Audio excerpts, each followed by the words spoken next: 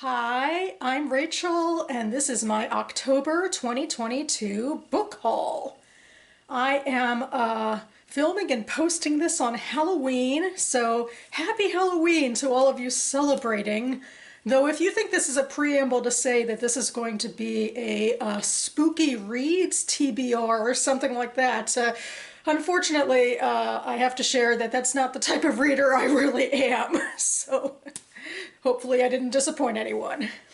I did, however, go to a fall harvest festival of sorts a couple of weekends ago in Georgetown. I live in the DC area, and I was scrolling through social media and I saw that one of the indie bookstores in the area, Carpe Librum, was doing a pop-up sale in the parking lot of a bank for this festival. And in fact, I didn't even end up going to any of the rest of the festival, but I saw, a used book sale, and I thought that would be a fun way to spend an afternoon.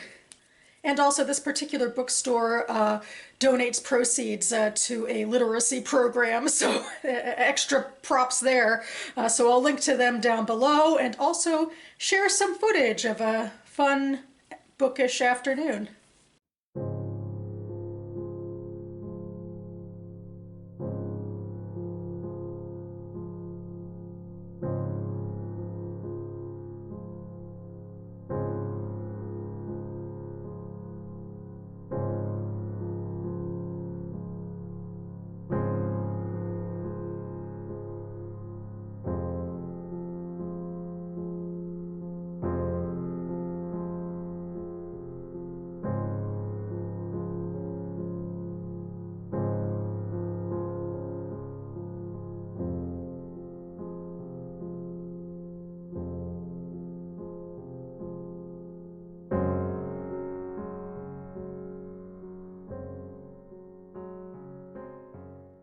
So I bought two books from that pop-up event, starting with Provenance by Anne Leckie, which if you watched my recent BookTube spin video, or actually several of my recent BookTube spin videos, this is featured in my science fiction list there. So I'm excited to have a physical copy in case I ever actually land on that book for the TBR game.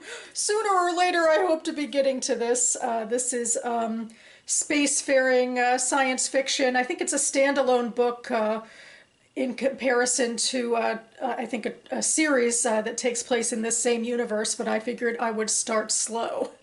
The second book I found there is The Dead of Tamar by Nicole Dweck, which is in fact on my top of the Goodreads list for 2023.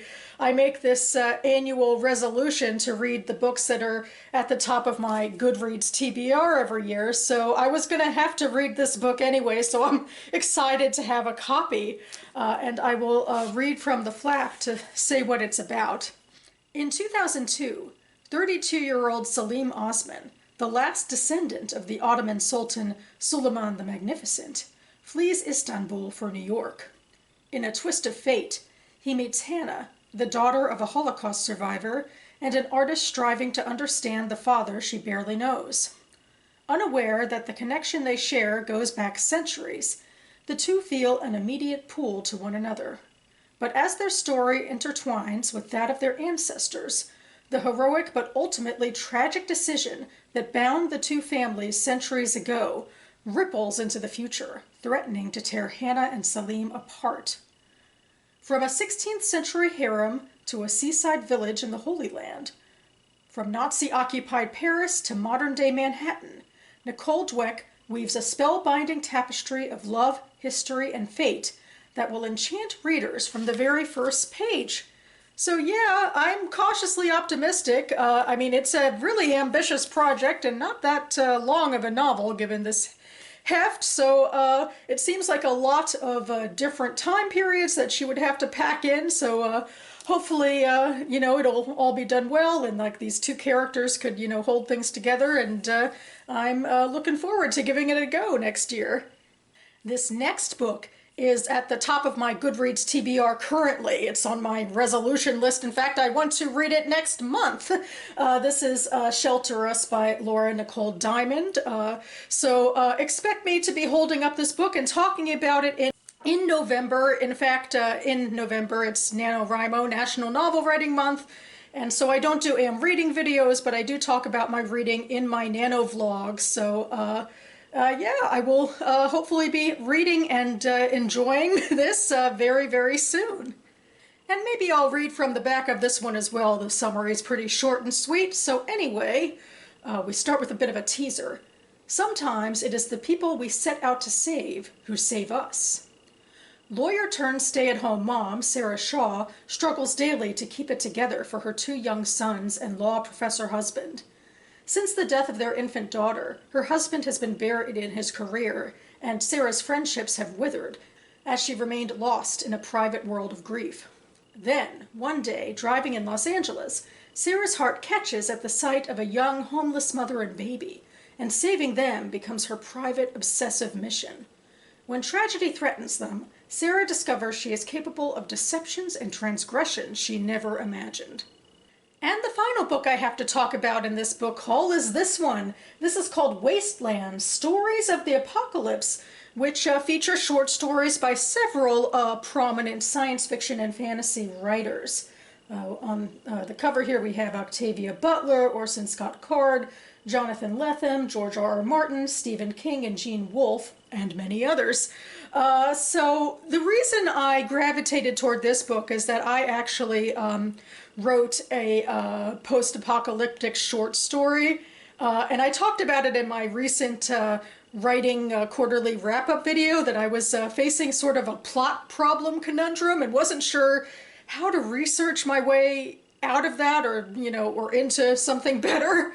And so I had this idea that maybe I could read other post-apocalyptic short stories and see what happens in them, and that maybe that could get me some inspiration for what to do in my own. So that got me very excited, and I went ahead and I bought this book on Pango Books, which is an app where users, just regular Joe Schmoes, sell their books to one another.